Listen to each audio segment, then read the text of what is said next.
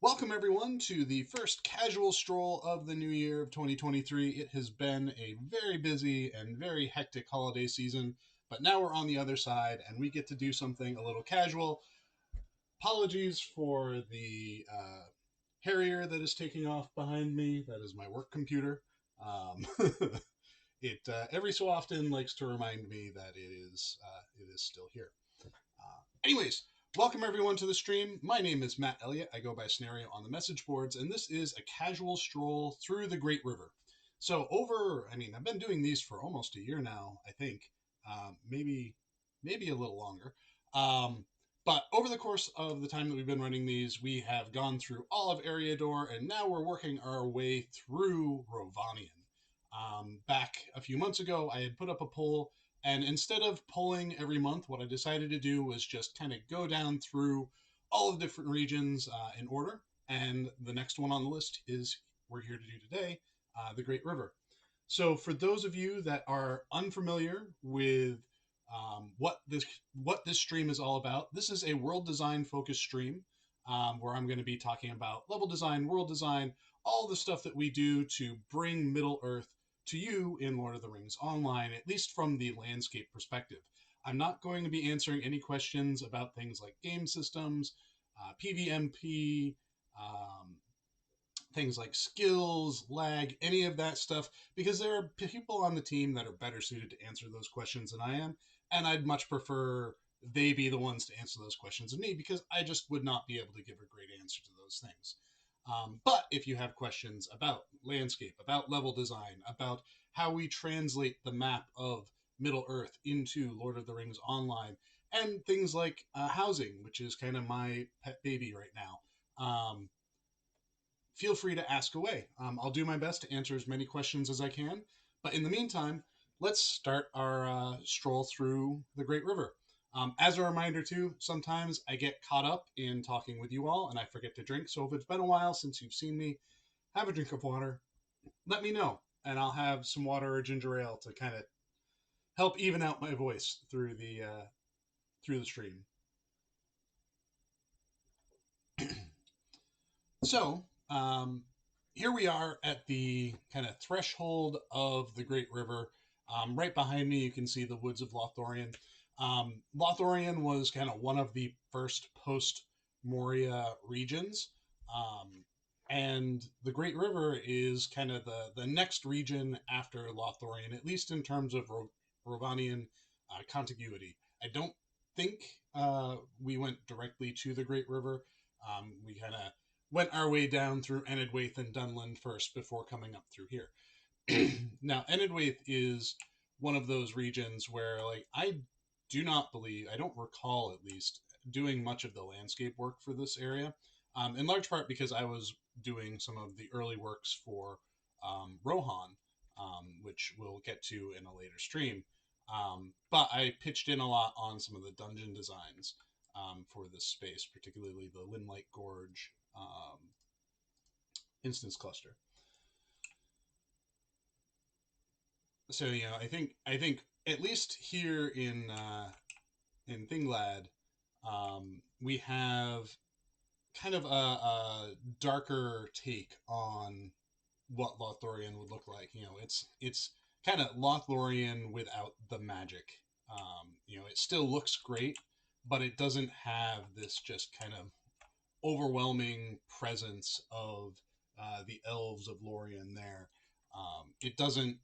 It feels like it's something on the edge of Lothlorien without actually being a part of Lothlorien. I think the Malorn trees or I'm not sure if these are technically considered Malorns, um, but like personally, I like the look and feel of these trees a lot better than the Malorns of Lothlorien. They have a little bit more character to them with the big roots. Granted, most of these trees look like they're kind of on the verge of dying to some degree, but I feel like they feel a little bit more like trees than the Malorns in Lothlorien do, which is like it's a little, it's like trees are trees, but I think the ones in Malorn, or the Malorns in Lothlorien have a certain look and feel to them that is is almost unnatural, and um, doesn't really feel like it fits. Um, Let me turn off these. So turn off the floating names so that we're not seeing those everywhere we go.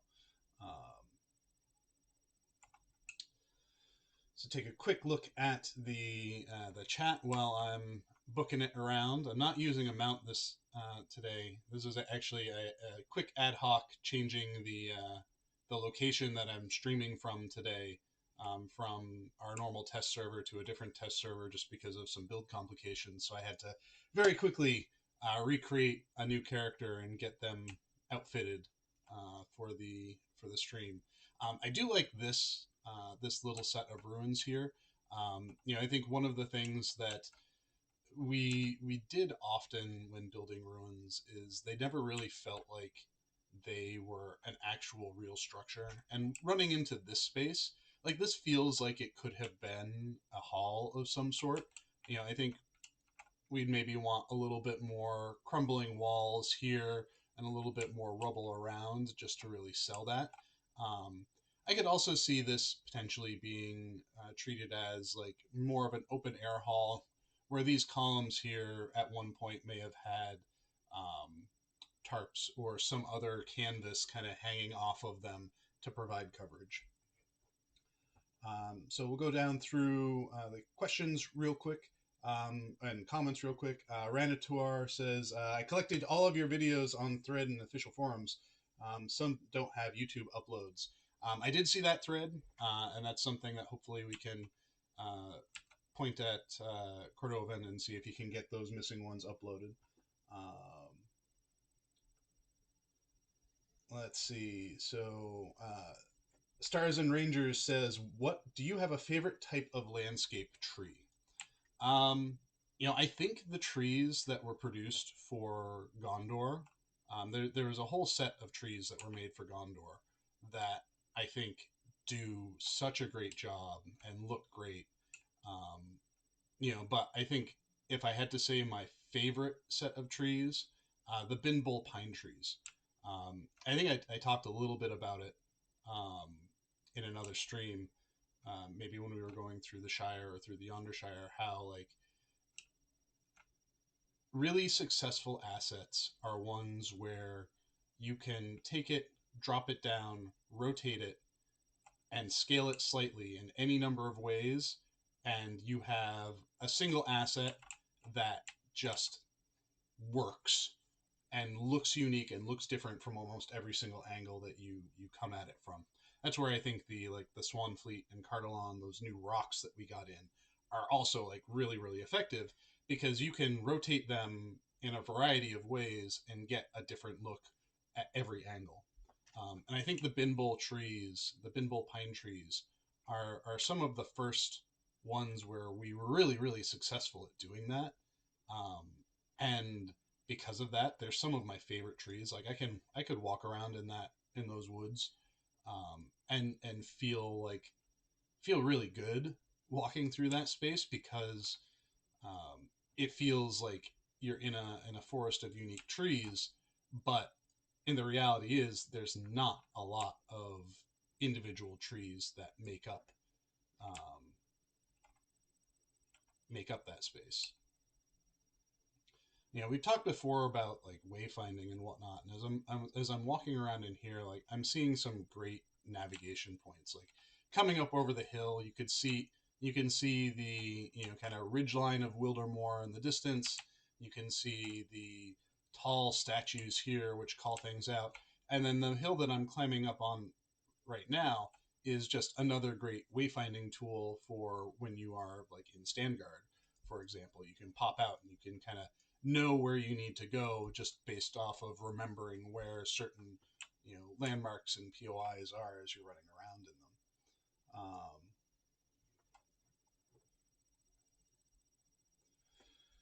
All right, so Hirok04 says, "Why did you trim down the Anduin along Rohan? In Lothlorien, it is very wide, where it gets smaller again, which doesn't really make sense, to me at least."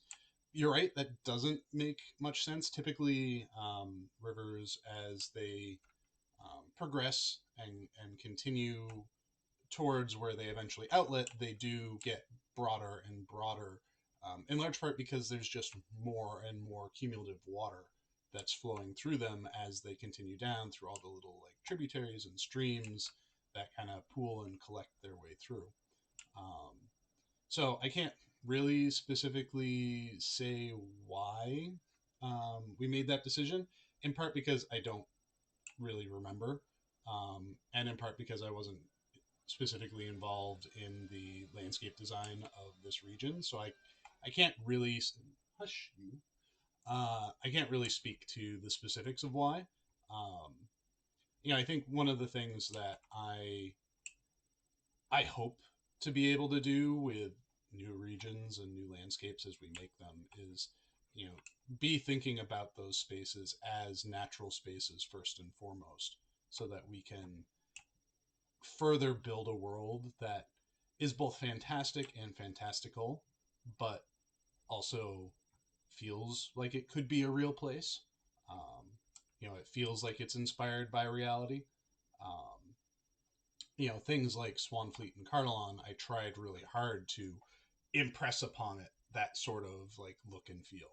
Um, and I think the further we get in the game, the further you progress in the game from the start of the game all the way through to where we are now, I think the more mature we get as designers, the more aware of these sorts of things we become, and the more effort we put into trying to create something that's more reflective of a real space as opposed to a theme park. Not that there isn't room, or value in things being kind of a little theme parky here and there, but there are certainly some aspects of design where designing like it's a theme park don't really help sell the realness of the space.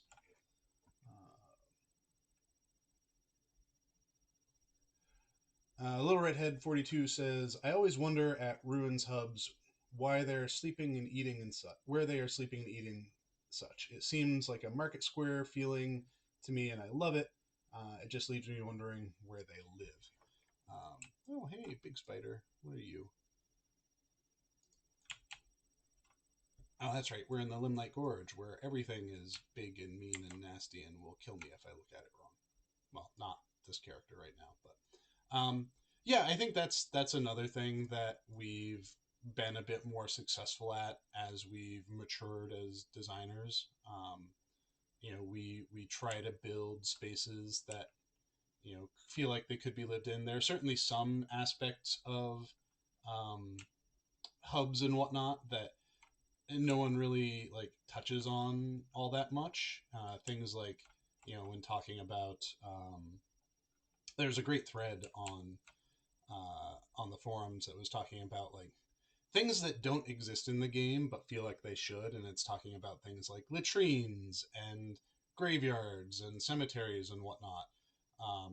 Things that are a part of that are a part of the reality of civilization.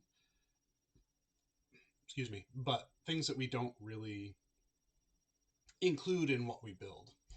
And in part there is a you know there's part of it is like, okay, we don't really need to see where all of our npcs go to the bathroom, or we don't really need to see where they all sleep, because that's not entirely relevant to what we are telling narratively in those spaces. So there's always this balance of like, how much are we trying to make this a sim versus how much are we trying to make this a game. And those are two different things. Building a sim is very different than building a game.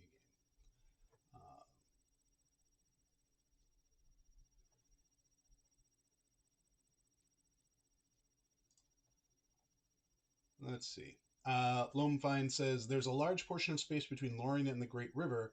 Are there any plans to use it?" So one of the things that our world design team does fairly regularly is we assess where kind of all the fill-in spots can be in the world, and we have a map, um, an internal map where we kind of go through and look at where all the like interesting spots to fill in could be. The spot between Great River and Lothlorien is, when we were putting that together, is a space that I affectionately called, and then was booed and hissed at by the rest of the team. I affectionately called it Lothmorian, because more Lothlorien. But but so there are always those kinds of spots around that we're aware of and might have something interesting we can do in them when we have the opportunity to do it. Um, it's what we did with the Wildwood. It's what we did with Swanfleet and Cardelon. It's what we did with the Ondershire. And I think there's definitely an interest in the team in us going and doing those things more. And it, considering how well received the additions of the landscape were over the last year, not necessarily specifically regarding gameplay and endgame and any of that, but the how well received the additions to the landscape we made were. Like, people loved the Angle, people loved Yondershire, people loved Swanfleet and Cardelon, they loved Wildwood, they loved the idea of filling out the world. And I think that's definitely something that we want to continue doing. But it's something that when we do it, we want to do it kind of with a mind towards and an eye towards, like, okay, what level breaks do we need? Do we feel we need to better support? What areas might be kind of more interesting to go in that we haven't really like played around in those biomes all that much? Um, I think one of the things that we are very interested in doing is, when we kind of loop back to doing more of the filling in the world side of things, is considering, let me turn off my UI so we can take in more stuff. Doing what we can to say, all right, so I think we've got the like alternate ways for people to get to 50 handled pretty well. So, for example, if we were to then say, all right, we want to do more fill-in regions, fill-in areas to kind of help provide other options for other level breaks. What's next? And I think by and large, both internally and from what we've seen from feedback, there's a great interest in looking at that like 50 to 65 range and seeing what we can do within that. Probably more like 45 to 65. But what can we offer in those sections to to kind of grow the options that players have for places they can go? Those areas may not necessarily uh, include continuing epic story, like Wildwood certainly didn't do that. They may not include um, alternate plot lines like the Before the Shadow stuff does, but at the very least, they'll have their own internal compelling stuff for them.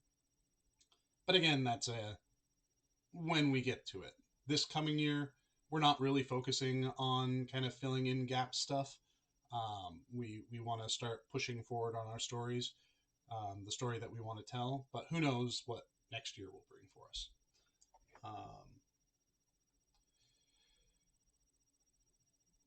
All right. Sebes says, could the existing pathway to Willamore beyond the broken bridge be open? There's an invisible wall on the river. It is a hindrance. We can't travel through this path. There are much more great spots on Great River that scream to be connected either through real path or portal. The Andan Gate in Lothlorien, pass into the High Knolls. That's blocked by ice. That doesn't need to be. Even a portal to the Brownland roads through Mirkwood would be a nice touch to have. So we connect things where it makes sense to. Sometimes we don't always do it. Um, I think the stuff we've done with Angmar to Carbronach, from Misty Mountains to Vales of Anduin, like those kinds of connections. Um, Part of why we've done them is because they are region breaks, region 1 to region 2.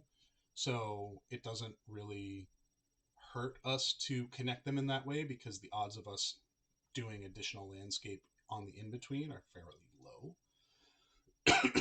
Not nil, but low.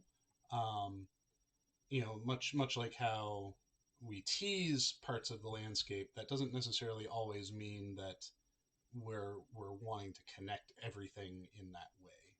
Um, I think the like you're talking about through the Brownlands and whatnot, and connecting in that way.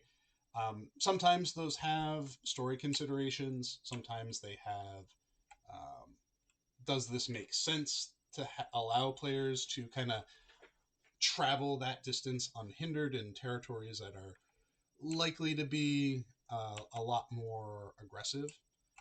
In the case of Wildermore, I don't feel like there's any real specific reason why the Great River and Wildermore, as we're looking out over here, for example, couldn't be connected in some way. But since they're so close together, if we did connect them, it would probably make more sense for us to actually just do the landscape work to connect them. But again, it's a time and effort kind of proposition. Uh,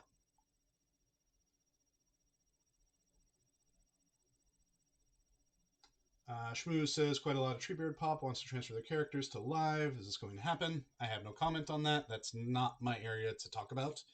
Um, if/when any announcement regarding character transfers from Legendary Worlds happens, keep an eye out for it on official channels.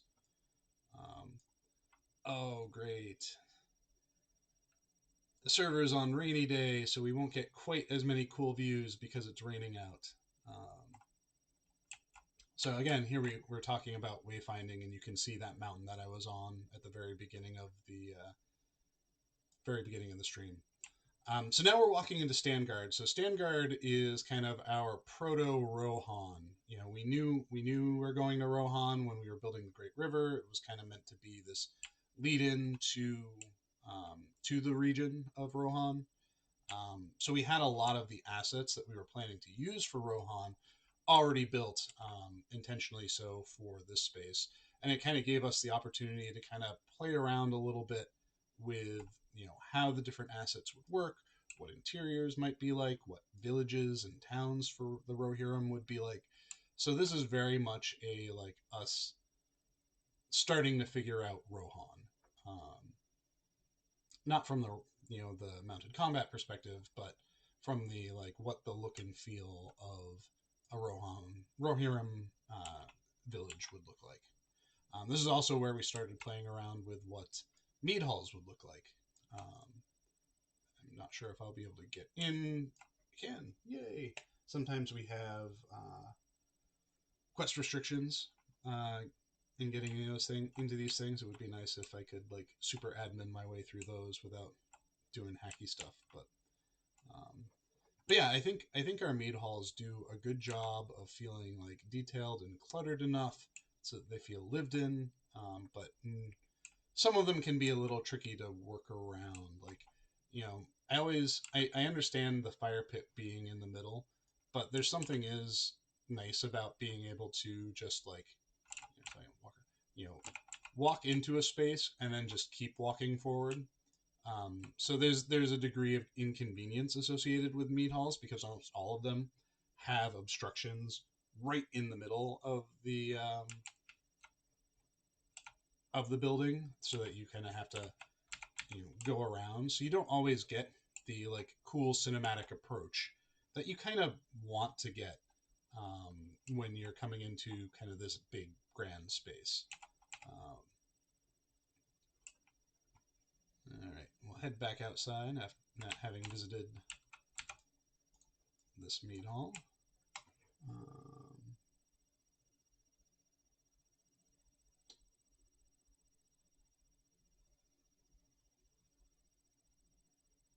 Soft Snake GR says filling the gap spaces like Wildwood region is good to exist, but is it worth the cost to make such a region for mid-level range? Most of the player base are either newbies or endgame already. So I think one of the things that our player base likes to do is spend time in Middle Earth. There are certainly a number of players that love endgame stuff. There are players that love PvMP stuff. But a lot of people are here to play the game to be in the world. And the more things we can do to help accommodate that and to bring to life the world, I think that overall benefits. There is value in the happiness of people who are enjoying the world, who log in and then be like, oh, this wall that used to be here is no longer here, and now there's this space beyond for me to go out and explore.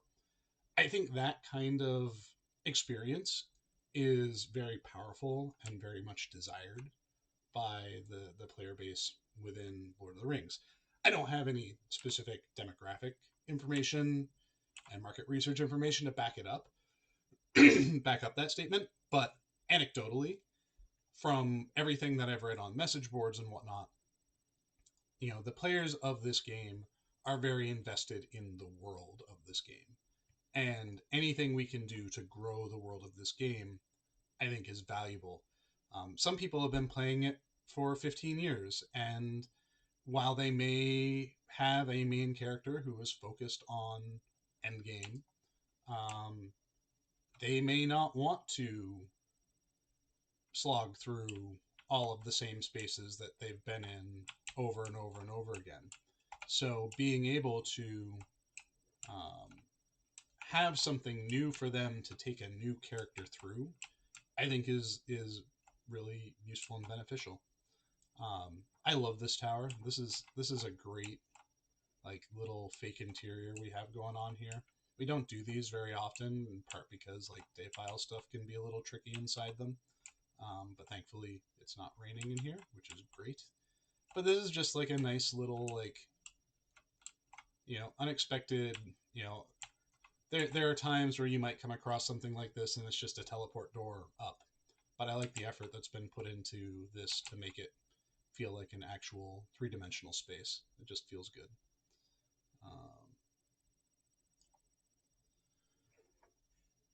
Let's see.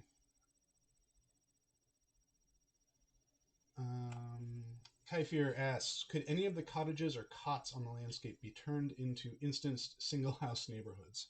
Um, so one of the things that's kind of on my plate to explore and see what the costs, both in terms of performance, are, but in terms of just like space that needs for it, is how big and small we can make neighborhoods.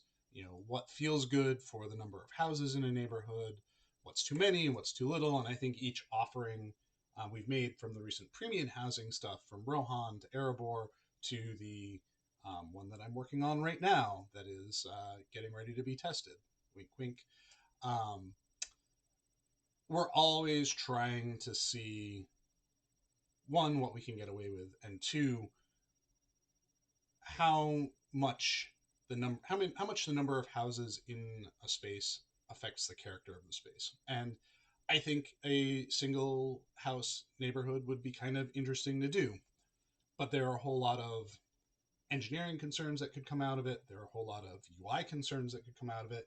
And we need to kind of research and build the system to work with that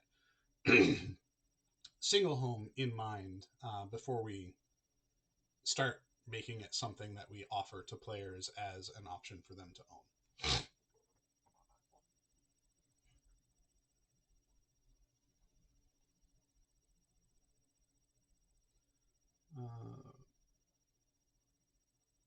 The worst part is so Sosnake GR, and this is in relation to Wildermore. The worst part is the south borders between Wildermore and Rohan. It looks like the huge wall from Game of Thrones, minus it being a physical wall and being made of ice. Sure.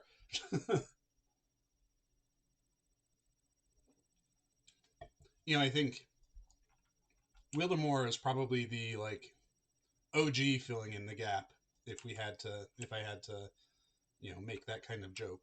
But I think it's something where we weren't quite sure how to fit it in. We also had to be building it in a way that wasn't accidentally allowing players in, and the easiest way to do that is a cliff. Apologies, I'm still kind of recovering from a bit of a cold. Yay, holidays. B414 asks, when discussing possible connecting to regions, is the level difference between them a factor, i.e. Misty Mountains to Vales of Anduin is a big jump? Um, it is not as big of a factor as if they were actually physically connected, because you kind of have to make that active choice to go through the portal, um, go through the particle effect lights to cross over into the new area. So it's not as much of a concern. Whereas if like the Misty Mountains and the Vales of Anduin were actually physically connected, we'd have more concerns. We experimented a little bit with Swanfleet and Eregion and Enedwaith to see like how okay we were with having those sorts of um, boundaries bleed and blend together in that way. Um, and I don't think we have a great sense yet of whether or not that kind of space was frustrating for brand new players. I think with the Swanfleet boundary in the east, one of the things that worked to our favor in that kind of area was the fact that there wasn't really a lot of content, specific like quest content, that was sending you to the border areas.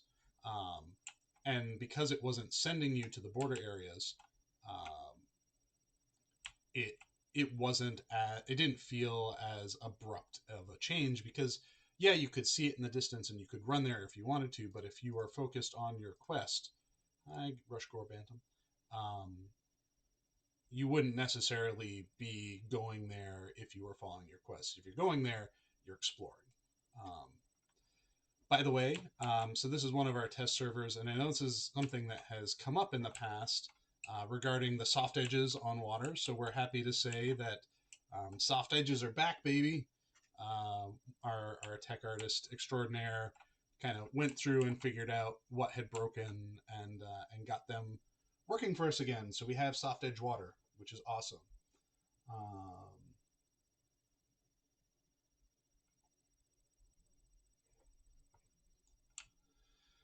So Adderhelm asks, concerning assets, with each big update, how many assets get created from scratch versus reused, recolored, etc.? So we try to be somewhat economical in how we go about creating new assets. Um, I think if we have a set that works, that we can make tweaks to, we're generally more inclined to do that. If we can get bang for buck out of work we've already done and make modifications to that work so that it is different enough that it feels unique and feels like it's its own thing, then we generally try to lean into that. There are going to be times where we need to generate brand new asset sets because we don't have a set of assets that are particularly appropriate for a given you know um, cultural deco set. When this running through here is a great example of going through the Great River. We've got brand new Rohan stuff that came in as part of it, brand new Gondor stuff that came in as part of it, brand new um, like Haradrim stuff that came in as part of it. So there's like, when there is a need for us to generate something that is brand new and hasn't really existed before, we lean into that and we try to make that happen. Um, However, if we're kind of like, like we were doing with filling in the gaps, where we're not really going anywhere new, there's not really the dreaded B word budget for us to invest heavily in new asset sets, then we don't tend to do it. Update 35, for example, is a little bit of both, where we have the bulk of it is something that we've created with existing assets, but then there were parts here and there that we needed or wanted like new variants on things, or we needed new structures altogether for purposes of gameplay, purposes of narrative, and so we found a way to make some of that work. So it's all about balancing the the economy of you know new assets versus existing functional assets.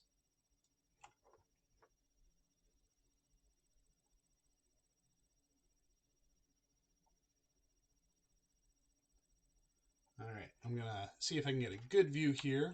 Hey, it's probably getting close to nighttime, which is why it stopped raining. Um, so Cytox asked about War Steeds. War Steeds are a game system thing, and they're out of my hand, so I'm not going to be able to answer that question for you, unfortunately. Um, Ranutar says, "Can we own a tower, please?" That's an interesting idea um, for a house. I think we let players own a tower as part of Rohan housing. One of the houses you get a secondary interior that is a tower up in the mountains. We affectionately called it the Wizard's Tower. Um, but I don't think we have any specific plans for tower-based housing yet. Both Orion and I have lots of big ideas for housing and lots of plans that we're kind of, with each housing release, we're kind of slowly pushing our way towards what our ultimate goals are. And it takes time, but when we get there, it'll be awesome. Um,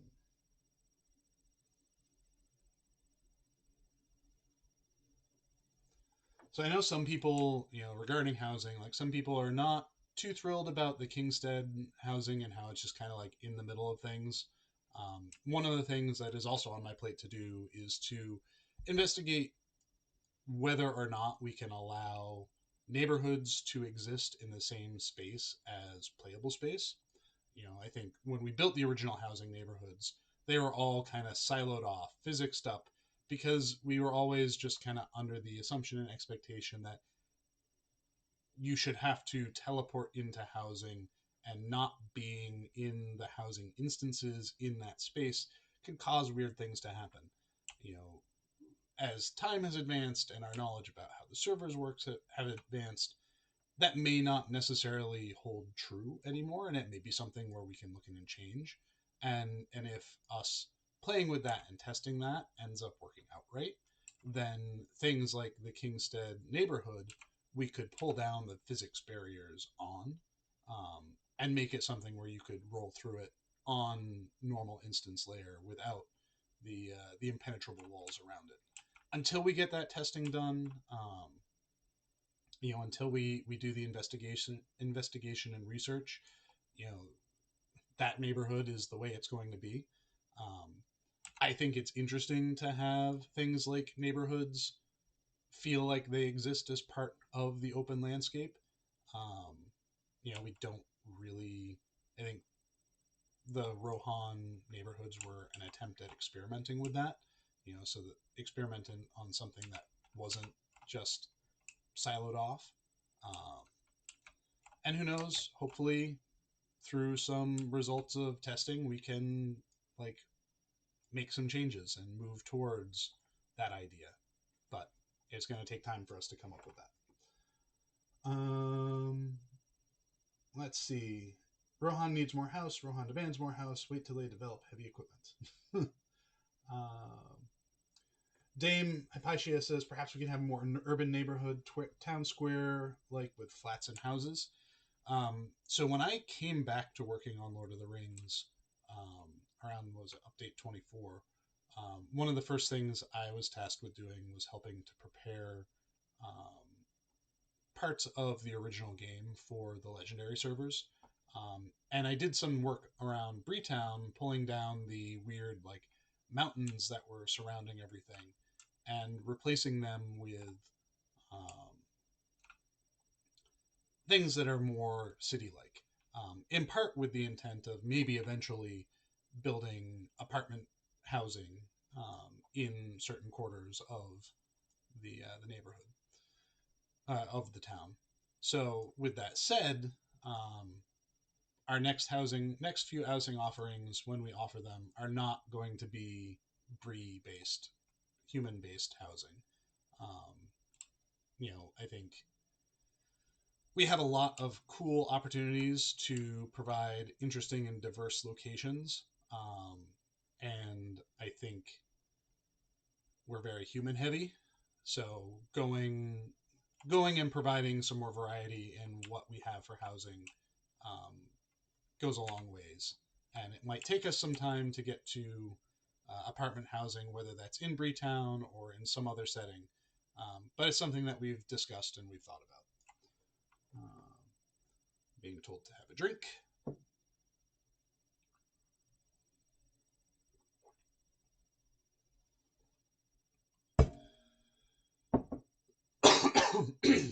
I'm sorry about the cough. Sebest says, open borders feel okay on Lobby characters. The only problem is the aggro and red dangerous zones. It is too insane. It is insanely too high. Can you decrease it? Then nobody will be jumped by a boar. So that exists for a very specific reason. The aggro ping that exists when a very low level character is in a area that is much higher for it was because there were power leveling issues in the game that needed to be resolved, um, and that is why aggro ping exists. It is to disincentivize players from kind of bringing a low level character into spaces that they shouldn't be, and using them for XP gain or using them for loot gain.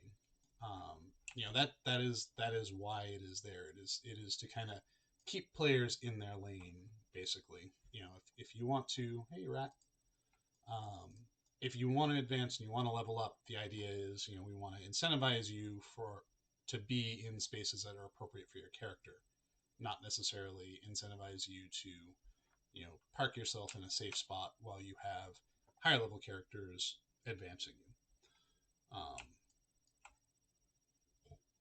Whether or not that is entirely valid in our current setting, in our current game, that's debatable, but that's why that exists.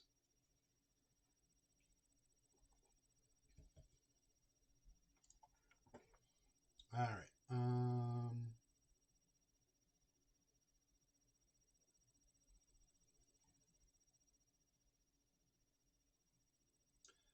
Kaifir says, no spoilers, but are you excited for LOTRO's 2023? I am very excited. I've been working on update 35 since October. I'm working on update 36, 37, or 36, 37, and 38 right now.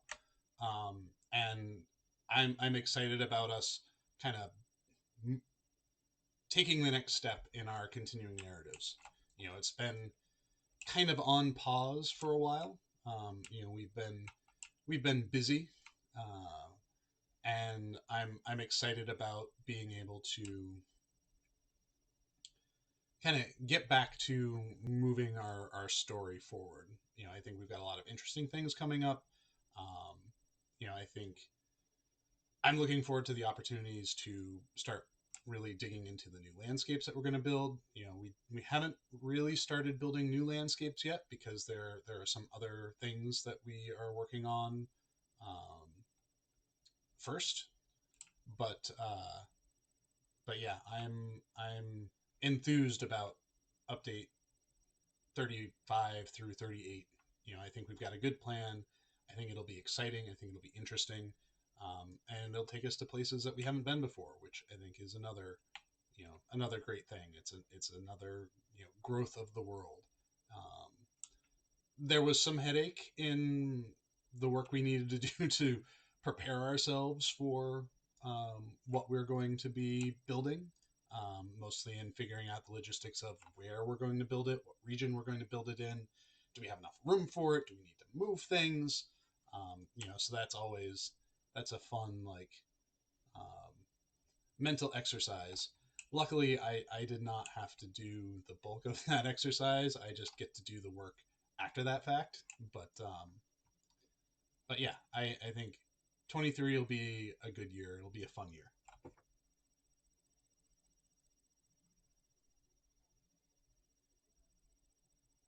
A lot of people talking about houseboats. I won't lie, um, that is something that we have thought about.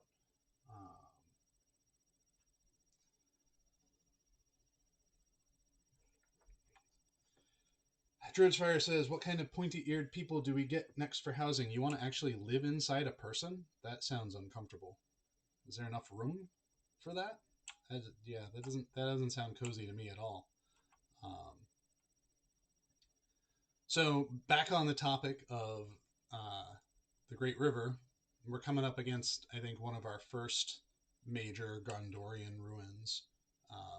Again, like this was kind of our first, you know, stab at building something that was supposed to be Gondorian.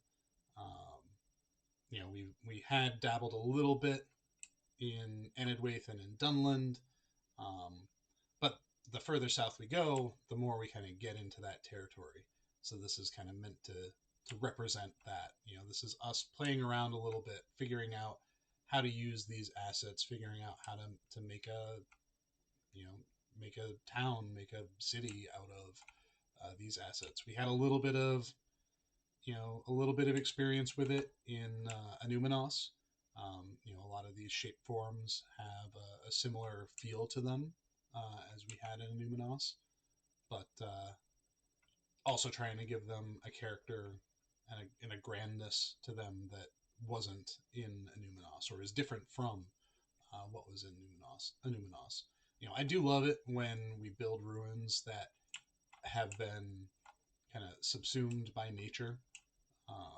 And I feel like walking around in here, we probably could have done that a little bit more, had more like foliage and bushes kind of like encroaching along the edges of the buildings and, grass popping up here and there.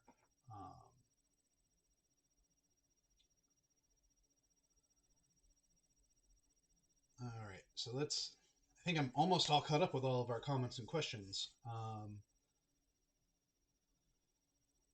So Stars and Rangers asks, what do you like best about the early Gondor assets? Well, I didn't really get much of an opportunity to play with these because I was off in either Instance Land or in Rohan Land while we were building this region. I think one of the things that the Gondor assets do really well is they provide large building blocks that you can use to form other larger, more complex shapes out of, and that's what you like really want to see out of an asset set like this. And so here's what I'm talking about. Like there should be more of like this sort of stuff in these ruins where it's just like where the buildings meet the ground, have a little bit more foliage encroaching in on it. Even if it's dead brambles and whatnot, it still needs to have that little bit more.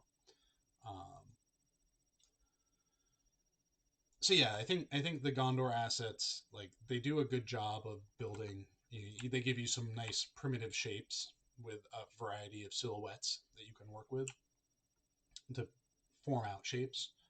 So I think that's where they're the strongest. Um, so we will book it over here, and I think we'll be crossing over. Once we cross the river, we'll end up crossing over into Rohan. At that point, we'll start going into some of the interior spaces because there are a couple of things in some of the interiors that I found that I want to like talk to a little bit.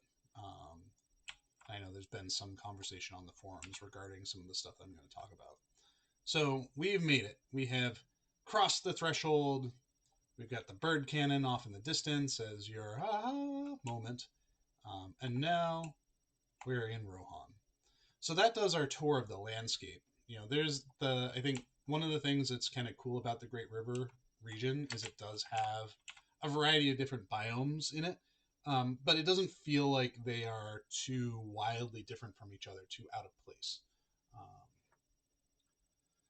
so Sebest says, regarding the aggro, I understand the reason in the past, but maybe it may be considered, maybe reconsidered, and the issues solved in different ways. I'm sad seeing your amazing work on Swanfleet, but at the borders, it's too punishing. Not even more Tahoe is safe. Yeah, and like I said, it may be something that we have to reconsider now. All I'm stating is how it is currently, and the reasons why it exists in that way. So we'll do a quick trip into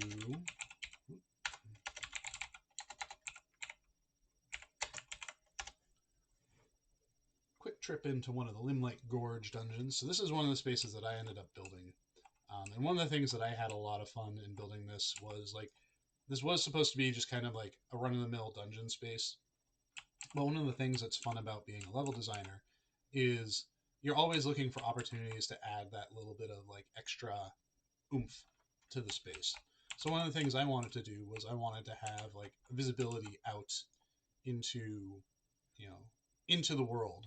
So the idea with this space is, you know, you're in here and you can look out through a crack in the walls. You're kind of behind a waterfall and you can see the Limelight Gorge in the distance or Fangorn in the distance. Um, you know, it's like little stuff like that, which can kind of help make a space feel more like it's an open and alive space. Um, you know, one of the things too that's a level designer hallmark is the, you know, aspirational locations. Like, okay, I see this area here in front of me. I can't get there yet because there's no way, but if I keep following my way around, maybe I'll get to it. And then when you do get to it, you can kind of look back and see. And this is interesting. So this might be. This looks like it's a artifact of the new lighting system that we introduced, where the specular lighting, you know, the light source itself is casting a specular light color that's not appropriate for the light source. You know, because you see it's kind of like a white specular highlight when it should be more orange and yellow.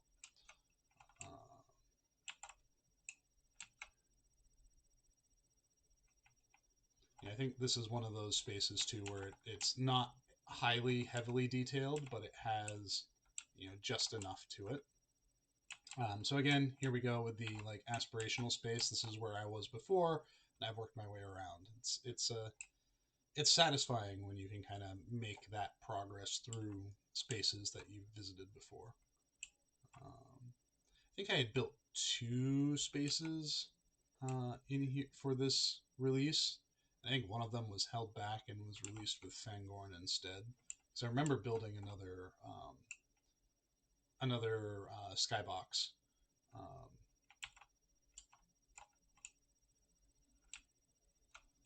yeah, so here we are with that. Where do I want to go now? I want to go here because this is something that, as I was doing my research, this no.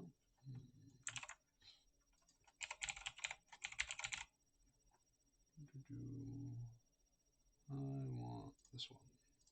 Boom.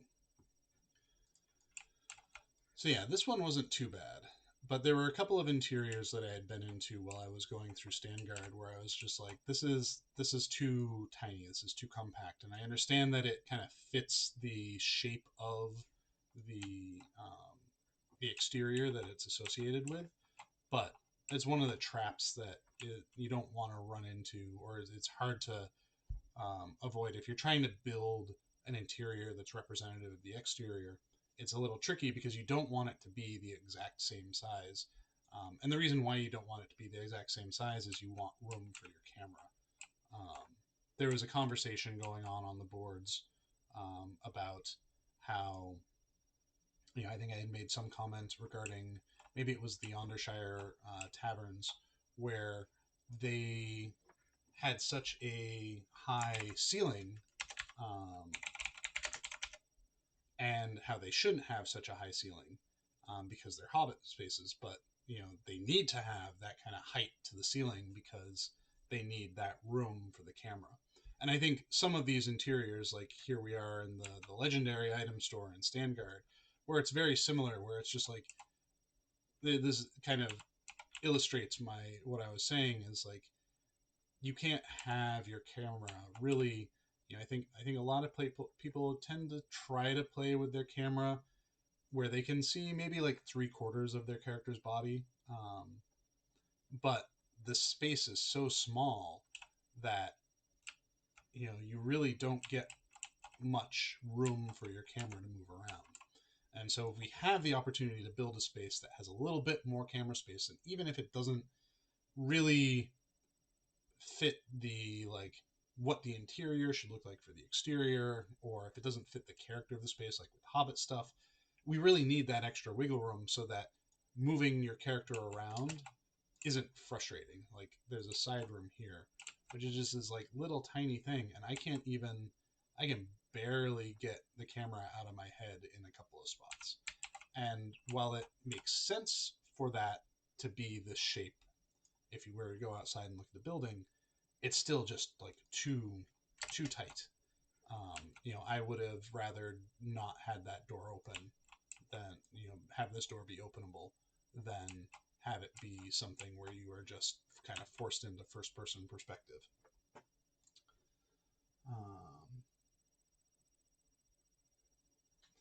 Dame Hypatia says, by the way, I love the water in Lotro. Lakes and rivers are one of my favorite things to admire.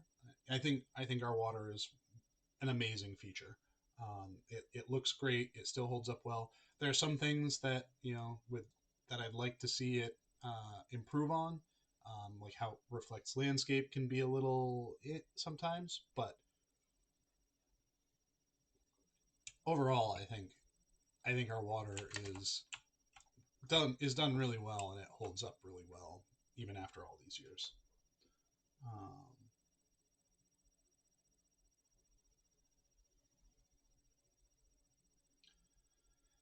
the rabbit cave. Let's see. Had that in my list. There we go. Kingdom of Bunny.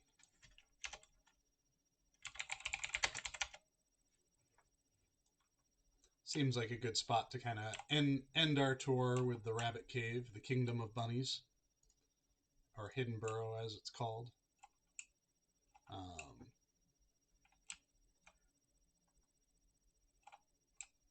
So many bunnies.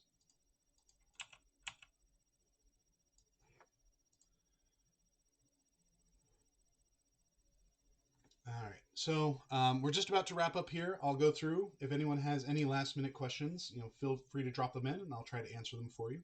Um, but otherwise, we'll wrap up very shortly. Squirrel says, "How often is landscape zone building of a landscape uh, part zone paused or parked for a while because the story got diverted?" Usually, we will not build out landscape unless we know we are going to go there. There are times where, if we happen to have what we call lab weeks, where we will build out things that we're interested in building with the idea that they might get used in the future. So that's like what happened with Wildwood. Is I had some lab weeks after I think Minas Morgul, and I wanted to just like play around a little bit, see how quickly I could build out that landscape. And then, we were trying to figure out what we were going to do for the next year, and I had gotten one of our other designers hyped about the concept of what I was working on. So Wildwood was eventually able to turn into something that we used. The one of the other things that I'm working on right now for housing is something that like I'm working on it when I have time to work on it. We don't have a specific timetable for when we want to release it, but it will be like ready and baked to go whenever we do want to release it, that sort of thing.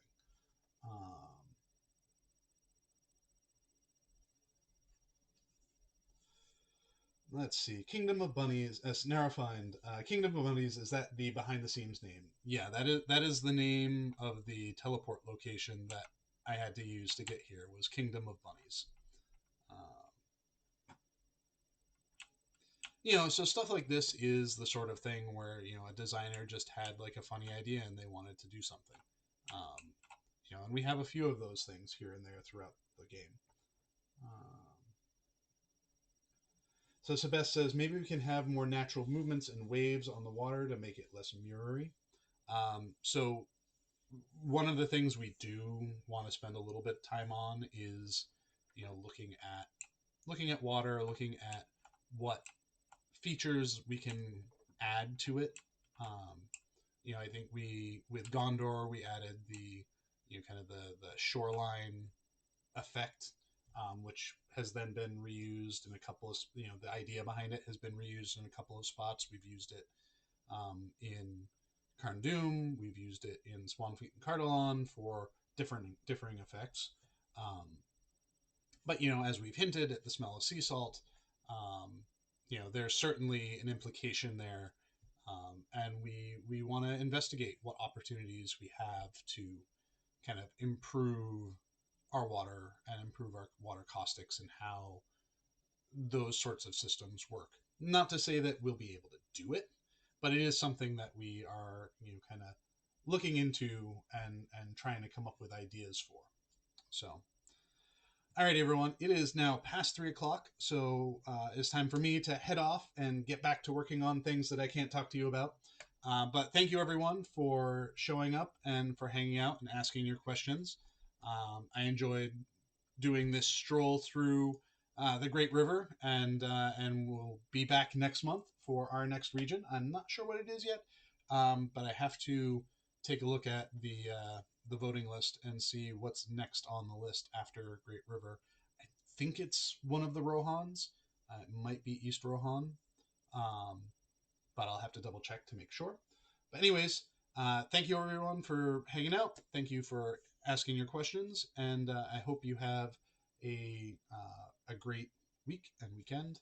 And we'll be having more information on patches and update 35 coming out soon, so pay attention to the official channels. We're hoping to have information on that being released fairly soon. So thank you everyone, and have an awesome, awesome afternoon.